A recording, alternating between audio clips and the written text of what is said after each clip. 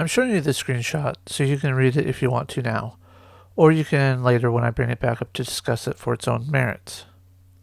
If you have not seen the extra credits video that I'm addressing and would like to see it uninterrupted, please click the link below and come back to my video afterwards.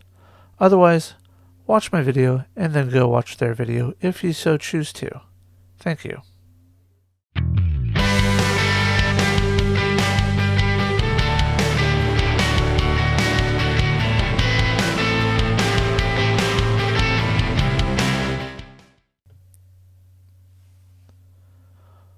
Welcome to another Thoughts by Jay segment.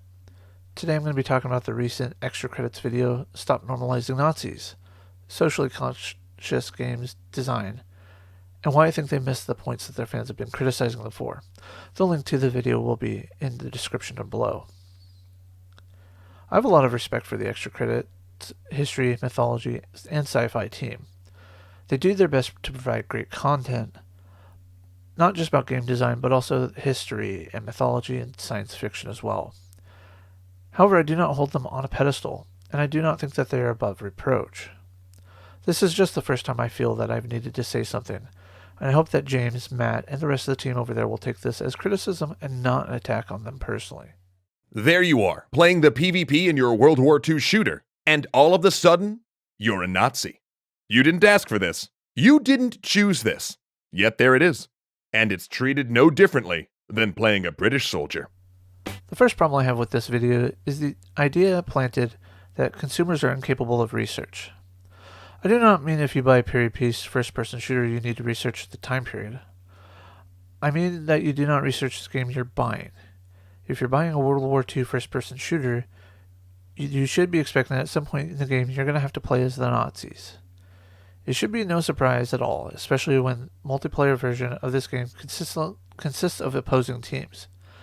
That means that at some point you have to play as the, quote, bad guy, unquote. This is bad on so many levels. No one should ever have a random chance of fighting for the Nazis. And we should never express that there's no meaningful difference between Nazis and Allied soldiers, or that they're functionally interchangeable.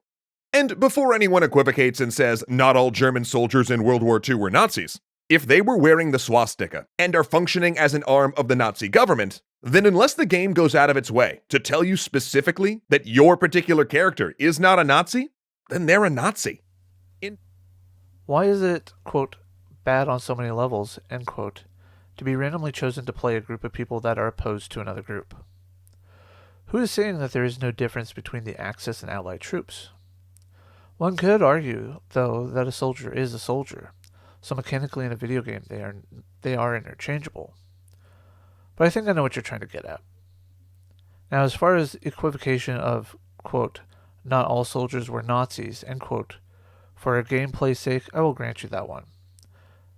A game should be specific if they are going to have you play as a soldier that is not a Nazi. However, do not forget that there is some historical accuracy in the statement, such as Klaus von Stauffenberg. In that multiplayer shooter, when it switched you to the German side, did it go out of its way to tell you that the person you're playing was pressed into service under threat of their life? Yeah, that's a big old nope.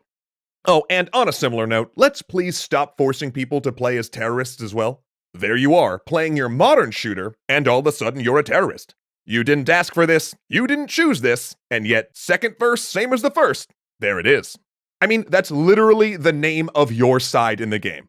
We can do better than this. Does the game need to tell you in a multiplayer online match that the Nazis were evil? No. Does the game need to ask your permission as a game player? Quote, is it okay if we switch you to the evil side now? End quote. No. You're treating this game design as if the only purpose in life is to convert people to follow the doctrine of the Nazi Party. Games like this are designed to give you an idea of what it's like to be in World War II. Are you going to get the full context of World War II from a video game, especially a team-oriented multiplayer game? No, but you should get some should you get some context? Yes. Even if you put aside all of the people who have had traumatic experiences with these groups, who have lost loved ones to terrorists, or who have had generations of their families wiped out by Nazis, no one should have to put on the costume of an ideology they find abhorrent without actually opting into it in your game. That is just it. You do opt in, or for a better phrase, give consent when purchasing the game. Back to my point about researching. With today's games media, we have gameplay before release, sometimes even before beta testing. If you really want to purchase a game, especially at a price near $60+, you should research the mechanics and what makes this game attractive. If you do not want to play as the Nazis, don't buy the game. It is literally that simple. If the games were damaging to that many people, the lack of sales would show the devs that this is not what the people want. And by making people do so, we get them to stop thinking about it, to stop thinking of the meaning behind these things. We normalize them. We make them just window dressing for entertainment. Those uniforms, those symbols, become things that no longer inherently revolt us. They reduce our visceral reaction to seeing the embodiment of these ideologies. Now, does this make us totally ignore the history that comes with them? No. But for some people, it moves them from the territory of revolting to just edgy. It makes scrawling a swastika on something change from unthinkable to just dangerous. It means you might not take iron crosses all over a website as a warning sign that you should immediately leave, and if you don't leave, you might start reading and buying into hateful ideas there. I let this part go on a bit more, for context, but also they make some points that need to be addressed that, while they may seem great, they actually show the projection of their beliefs in propaganda media. It does not normalize the Nazis to people. It does not desensitize us to what the Nazis did. I could go on about how the main symbol of the Nazis, the swastika, does not inherently mean anything negative, but we have allowed it as a society for the original meaning to be replaced by the new meaning. The Iron Cross is an award given in the German army before the Nazis took it over, and again has been co-opted by the Nazis. The last part of this long clip is a classic slippery slope fallacy. By implying that, quote, if you read this, you might become this thing, and therefore you must not read it, end quote, as a reason to not have a randomized chance of playing the Nazis is just laughable. It seems like such a small and simple thing, but it's things like this that erode our safeguards against dangers we sacrifice so much to fight. By the time you've played 100 hours of being a Nazi, their voice stabs become memes and in-jokes with your friends. By the 1000th time you've respawned as a terrorist, you're either celebrating them or making fun of them, neither of which helps the global crisis we have that takes thousands of lives every year. Wow. Just wow. Who is this section to? The players? Devs? Both? The general public?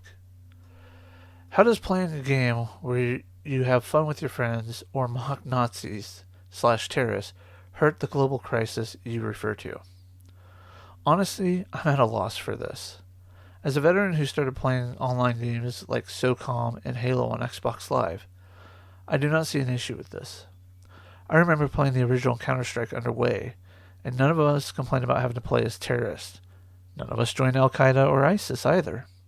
So what do? That's easy. Don't make them morally equivalent. Don't make there be no in-game moral difference between your Nazis and your allies, between your terrorists and your counter-terrorist squads. Frame PvP as a training exercise, or simply take one of your non-odious sides and recolor them so that it's red versus blue, rather than Axis versus allies. So let's take the opportunity to educate people and replace it with kids' gloves. Okay, so what's next? Battlefield and Call of Duty take this concept and run with it? What happens when sales plummet? What happens when the fans backlash against the devs over this? Wait, that happened already. Before with Battlefield 5 when they claimed to have a period-accurate game piece. And they included women as combatants on the front lines with cybernetics. How did the fans react to that one? Not very well. A good example of a game that does this is Rainbow Six Siege. All of your bomb diffusion and hostage rescue multiplayer with no normalizing terrorists. In fact, by having all of the characters as counter-terrorists training for a possible threat, it highlights how real and present of a threat that is. And now you take away the context from what the other side is fighting for. How can you counter a belief if you do not try to understand it? If you do not interact with the other side of the story or history, then how do you know you're on the right side? You don't. By not allowing the experience of the other side, you let them win.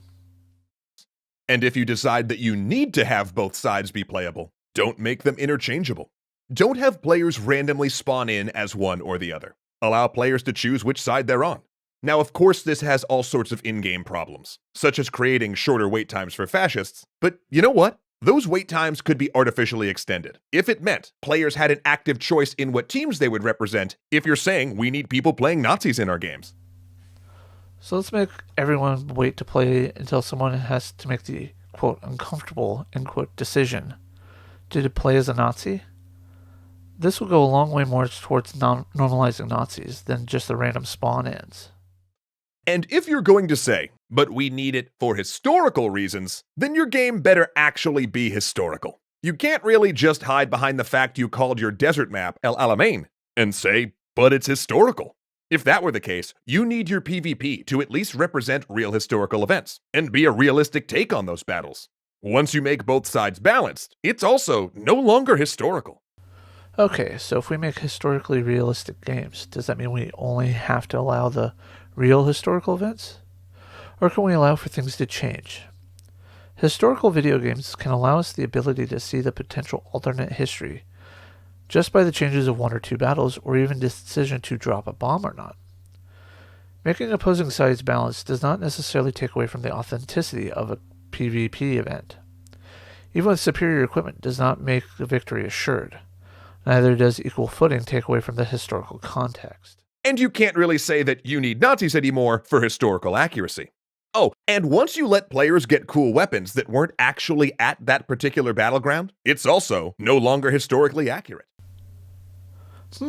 Battlefield 5, anyone? And you can't declare that your game will suffer if you don't put players in the jackboots of the Third Reich. And once your map is something carefully designed to have good gameplay by a team in a room in San Francisco or LA, and it's not a faithful reconstruction of the actual places the historical events occurred in, you can no longer say we need to have players take up arms in service of terror or hate. So what I'm getting at from this is build the World War II or CSGO the way I want you to, or you're a bad person narrative. Actually, you can create things that are different yet still be accurate for you to have players play as Nazis. Take your example of the map not being exactly like El Alamein.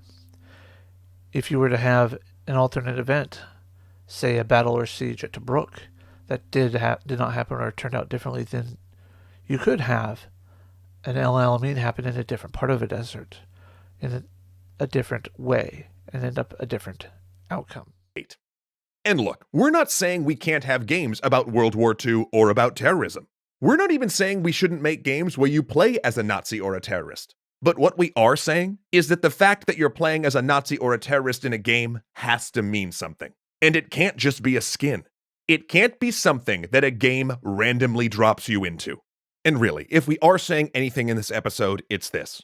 Games can do better. And in this particular case, it's not even that hard to do better. And it's no more costly to do better. All it requires is that we in the game industry be cognizant of the world around us and what these symbols we're drawing on mean. That we think as we're building, not just about the game we're working on, but about the world as a whole. If we can do that, we can take a big step forward for the industry. We can stop helping to normalize Nazis. This last long clip is to allow them to finish their points. While they may not be saying that the industry should not be making games about World War II or the War on Terror, the problem is the inference that the Extra Credits crew has made here in the majority of the video is just that. Again, I ask why not? Consumers have the responsibility to research any product that they are thinking about buying, especially a $60 plus video game for a disc or two or a redeem code for that game. Through proper research, the player will know that this random chance is going to happen. And if they make the purchase, they accept that aspect of the game. I agree that games can do better, and should. The problem is investors want their money back plus profits. Video games are an art, but we as consumers, and now apparently the developers, have lost that focus. I want to challenge the point about no costs being affected, but I'm not a game developer. And honestly, I do not know enough about the games industry to be able to answer that question, even through research. Do developers have the responsibility to know the world around them in the state that it's in? Sure, we all do. However, to make it seem like every game is life-changing and needs to be sanctified for purity is a bit much. Games like Battlefield, Call of Duty, Ghost Recon have made fortunes because they allow people who have never served, whether by choice or by medical reasons, to experience some degree of life on the front lines. They have also allowed those that have served to relive old glory or to recover from PTSD, among other game styles. See the link to the study down below. Why should we not be exposed to the same experience but from the enemy perspective? Now I want to go over their update comment a little bit more. I will not be reading the whole statement, but I do want to say a few things. The biggest issue of the update is the first point. They try to whitewash over the whole video and take the focus off of their language to change it to say something along the lines of what we meant was ... If you watch the timestamps 2 minutes 2 seconds through 2 minutes 22 seconds, you will see that what they are saying is that games that normalize something will lead you to become something. This is a fair criticism of their statement, or of their video. The second point is that they make to jump at the end of the video void of context and see where they're coming back to say it's okay to have games where they play as Nazis, but only if you meet the criteria that is of an acceptable ideas. I just want to say one last thing to the extra credit staff. I enjoy your work, including the political topics and game design, and when they intersect with each other. Sometimes I agree, and other times, like this one, I do not. I know James writes a lot of the scripts, or at least contributes to them, and I hope that he'll take the feedback from this video and maybe find a better way of framing it. Thank you.